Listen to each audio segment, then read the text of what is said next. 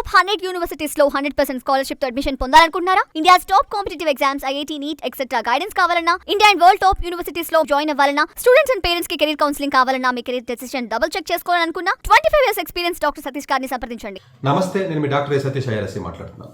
Admission సంబంధించినటువంటి interviews almost అదే job notification సంబంధించి కొన్ని వీడియోస్ నేను చేయడం జరుగుతుంది. కోర్స్ మోస్ట్ ఇంపార్టెంట్ వీడియోస్ ఏవైతే ఉన్నాయో జనరల్గా అవి నేను చేస్తున్నాను 12th క్లాస్ స్టూడెంట్స్ని దృష్టిలో పెట్టుకుని, ఎందుకంటే అడ్మిషన్ సీజన్స్ కాబట్టి.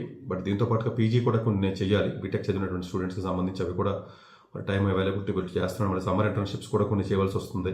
సో ఇన్ని చేయడం కాబట్టి కొంచెం ఇబ్బంది అవుతుంది. బట్ ఎనీవే ఇంపార్టెంట్ ఎగ్జామ్స్ ఏవైతే ఉంటాయో అవి ఎలాగా చేస్తాను. ఏదో VITSRMలో అమృతాలు ఇలాంటి అట్లాగా నేను చేయను, ఇలా ఎంసెట్లో అలాంటివి ఎలాగ చేయను. కాబట్టి కొంచెం ఇంపార్టెంట్గా ఉన్నటువంటి నేను ఏవైతే చేస్తానో అవి డెఫినెట్గా నేను స్పెసిఫిక్గా వీడియో చేశానంటే డెఫినెట్గా అది మంచి ఎగ్జామ్. దాని గురించి పెద్దగా మీరు వరి అవ్వాల్సిన అవసరం లేదు. మిగతా ఇంతకుముందు ప్రీవియస్గా చేసినవి ఇంకొక 7-8 ఎగ్జామ్స్ ఉండొచ్చు 12th క్లాస్ స్టూడెంట్స్కి మెయిన్గా ఇంపార్టెంట్ ఎగ్జామ్స్ కొన్ని.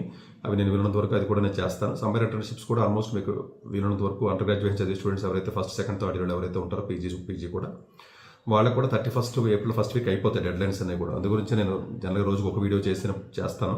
బట్ ఈ మధ్యకాలంలో రోజుకు 2-3 కూడా చేయడానికి రీజన్ ఏంటంటే అన్ని కవర్ అవ్వాలనే ఉద్దేశంతో నేను చేయడం జరుగుతుంది. బట్ ఈరోజు IIIT హైదరాబాద్ గురించి నేను స్పెషల్గా చెప్పక్కర్లేదు. అది ఫస్ట్ నుంచి నా ఫేవరెట్ కాలేజే. చాలా వీడియోస్లో దాని గురించి సపరేట్గా నేను చెప్పడం జరిగింది. ఎన్నో సందర్భాల్లో దానికి డిఫరెంట్ వేస్లో ఎంట్రీస్ ఉంటాయి. అన్ని ఎంట్రీస్కి సంబంధించి వేరే వీడియోస్లో చెప్పాను. బట్ నేను మళ్ళీ అదే వీడియోని రిపీట్ చేయడానికి ఎక్కువ ఇష్టపడను. బట్ ఇంపార్టెంట్గా ఉన్నటువంటి కొన్ని ఎంట్రీస్ ఏవైతే ఒలింపియాడ్ ఎంట్రీ ఏదైతే ఉందో అది నేను చెప్తాను.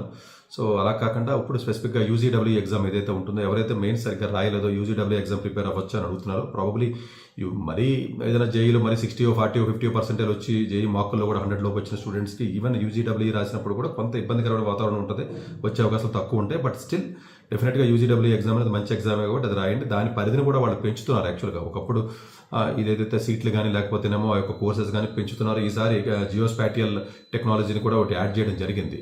బట్ ఓవరాల్గా మీరు చూసుకున్నట్లయితే ఈ పర్టికులర్ ప్రోగ్రామ్ ఏదైతే ఉంటుందో UGW ఎగ్జామ్ అనేది అయితే ఉంటుందో ఇది MS program. B Tech plus MS అనేది మనకి 5 yearsలో మనకి అది ఉంటుంది. బట్ అది 5 years అని చెప్తారు కానీ చాలా 5 yearsలో అలా కంప్లీట్ అవ్వదు. అది 6 years కూడా పడుతుంది. మెంటల్గా ప్రిపేర్ అవ్వండి. ఎందుకంటే 5 years అని చెప్తారు కానీ ఎక్కడ 5 years కంప్లీట్ అయ్యే అవకాశం ఉండదు.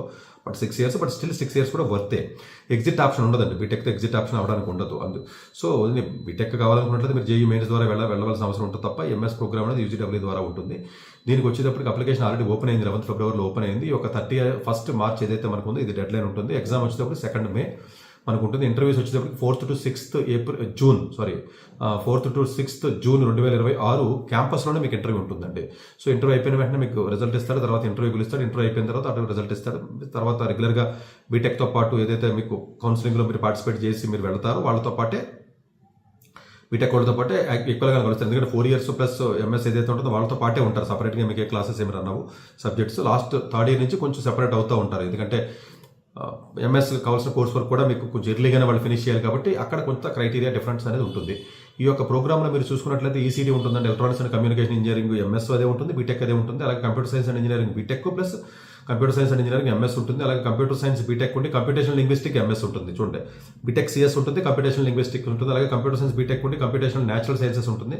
ఫిజిక్స్, కెమిస్ట్రీ, బయాలజీ కాంబినేషన్ కూడా బెటర్గానే ఉంటుంది. రేపు ఫ్యూచర్లో మేబీ డెఫినెట్గా కొంచెం డెప్త్ ఉన్నటువంటి కోర్సే అండి. అది మంచి కోర్సే. Computer science and computing and ఏదైతే హ్యూమన్ సైన్సెస్ ఏవైతే ఉంటాయో హ్యూమన్ సైన్సెస్ ఇంట్రెస్ట్ ఉన్న స్టూడెంట్స్ కూడా దానికి వెళ్ళే అవకాశం ఉంటుంది. అలా కూడా వెళ్ళొచ్చు. అలాగే జియోస్పాటియల్ టెక్నాలజీ ఏదైతే ఉంటుందో అది మీరు చేయొచ్చు. ఓవరాల్గా చూసుకున్నట్లయితే 6 రకాల కోర్సులు ఏవైతే ఉన్నాయో 6 రకాల కోర్సులు ఈ యొక్క ఎగ్జామ్ ద్వారా వాళ్ళు ఇవ్వడం జరుగుతుందండి. సో నెంబర్ ఆఫ్ సీట్స్ జనరల్గా ఎక్కువైతే ఏమి ఉండవు కానీ, బట్ ఓవరాల్గా చూసుకున్నట్లయితే జేఈ మెయిన్స్ లాగా అలా అన్ని సీట్లు అయితే ఉండవు కానీ, బట్ డెఫినెట్గా కొన్ని సఫిషియెంట్ నెంబర్ ఆఫ్ సీట్స్ అయితే వాళ్ళు ఇవ్వడం జరుగుతుంది. సో దీంట్లోకి వచ్చేటప్పటికి ఎగ్జామ్ అనేది ఉంటుంది. ఎగ్జామ్ రాసి ఎగ్జామ్ ద్వారా ఉంటుంది. బట్ గర్ల్స్కి రిజర్వేషన్ వాళ్ళు IIIT హైదరాబాద్ కూడా ఇంట్రడ్యూస్ చేశారు కాబట్టి ఇందులో కూడా మీకు ఆల్మోస్ట్ 20-25% ఆఫ్ ది సీట్స్ ఏవైతే ఉన్నాయో గర్ల్స్ స్టూడెంట్స్కి వాళ్ళు స్పెసిఫిక్గా మెన్షన్ చేశారు, ఇవ్వడం జరుగుతుంది.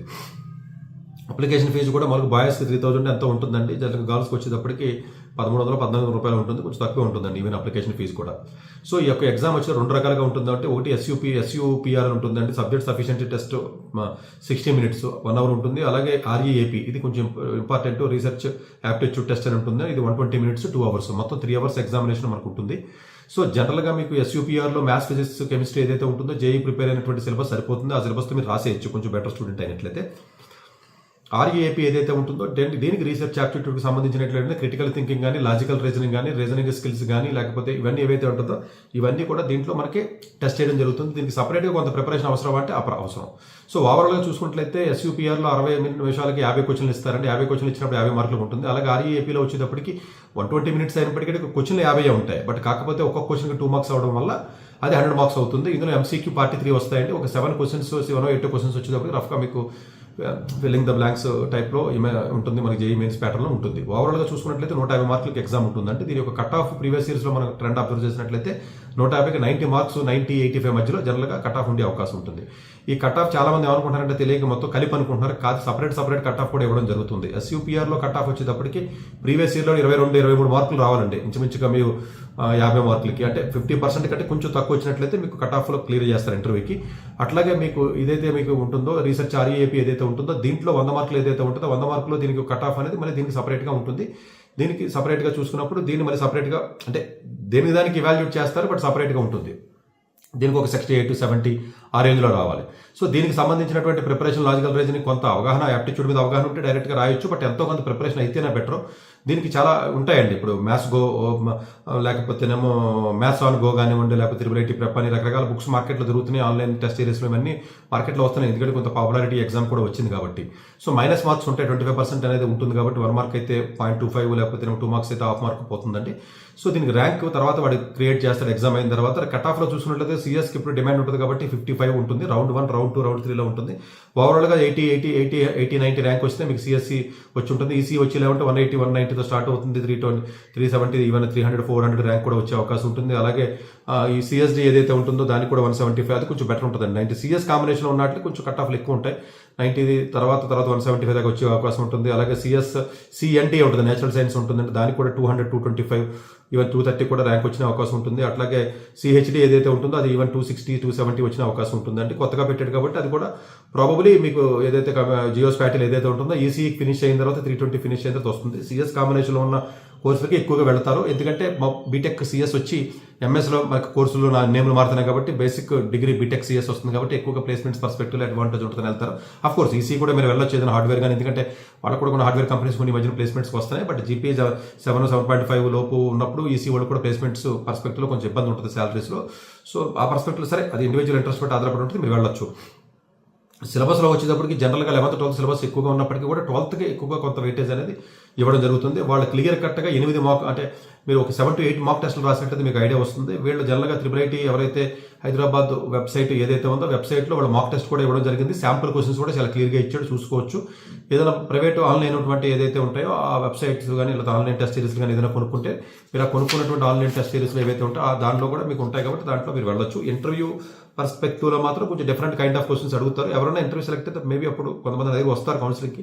ఆ టైంలో ఏదైనా వచ్చినట్లయితే సజెషన్స్ ఏదైనా కొంత ఇవ్వడానికి ప్రయత్నం చేస్తాను. ఎందుకంటే వాళ్ళ బ్యాక్గ్రౌండ్ బట్టి వాళ్ళకి ఎంత మార్కులు వచ్చినాయి దీన్ని బట్టి ఆధారపడి ఉంటుంది. అంటే ఈక్వల్గా ఉండదండి. వాళ్ళు ఎలాంటి కరికులం చదివారు, ఎక్కడ చదివారు ఏంటి అన్న దాన్ని బట్టి ఆధారపడి ఉంటుంది. డెఫినెట్గా IIIT హైదరాబాద్ ఏదైతే UGW ఉందో బీటెక్ అయితే ప్లేస్మెంట్స్ బాగుంటాయి. బీటెక్ అయితే ఇంత రీసెర్చ్ ఇబ్బంది ఉండదు. బట్ డెఫినెట్గా 6 years మీరు మెంటల్గా ప్రిపేర్ అయ్యి మీరు రాయవలసి ఉంటుంది. 5 years అన్నప్పటికీ కూడా 5 years అవ్వట్లేదండి ఇది. సో దీన్ని బట్టి డెఫినెట్గా మీరు అప్లై చేయండి. ఇది గోల్డెన్ ఆపర్చునిటీ అండి. డెఫినెట్గా మనకి హైదరాబాద్లో ఉంది కాబట్టి ఈ కాలేజీ గురించి చాలా వీడియోలో హిస్టరీ కానీ డీటెయిల్స్ కానీ చాలా సందర్భాల్లో చెప్పాను నేను. సో దాని గురించి ఇప్పుడు నేను వెళ్ళట్లేదు.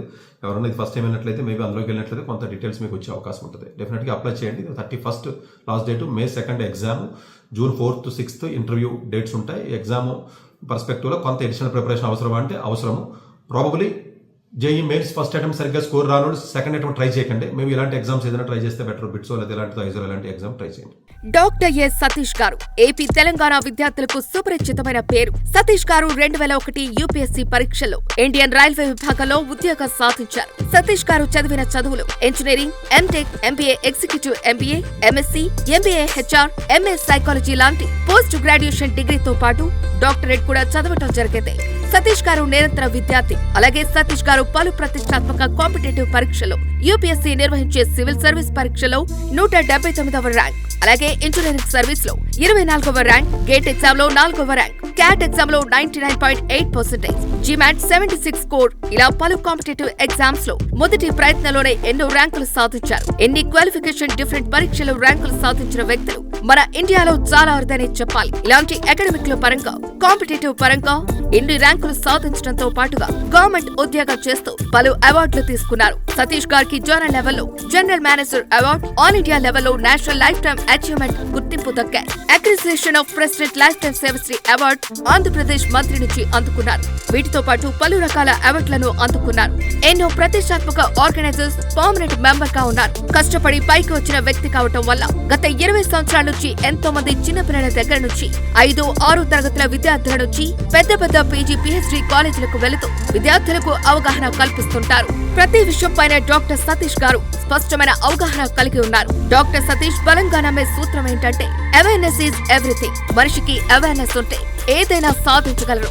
ఒక్క మోటివేషన్ తోనే కాదు, ఏది చేయాలి, ఏది చేయకూడదు, ఎలాంటి డెసిషన్ తీసుకోవాలి అన్న విషయాలపై, ముఖ్యమైన విషయాలపై అవగాహన కల్పిస్తుంటారు. అలాగే గవర్నమెంట్, ప్రైవేట్ జాబులే కాకుండా ప్రపంచ దేశాల్లోని జాబ్స్ పై కూడా అవగాహన కల్పిస్తుంటారు. ఉద్యోగాలతో పాటు పెద్ద చదువులైన ఐఐటి వంటి వాటిపై సెషన్స్ నిర్వహిస్తూ ఉంటారు. ఇప్పటి వరకు 3 లక్షల సెమినార్స్ ₹1 తీసుకోకుండా ఉచితంగా నిర్వహించారు. ఇందులో భాగంగా మన 99 టీవీ ద్వారా విద్యార్థులకు మోటివేషన్ ఇవ్వటానికి మీ ముందుకు వస్తున్నారు డాక్టర్ సతీష్ గారు.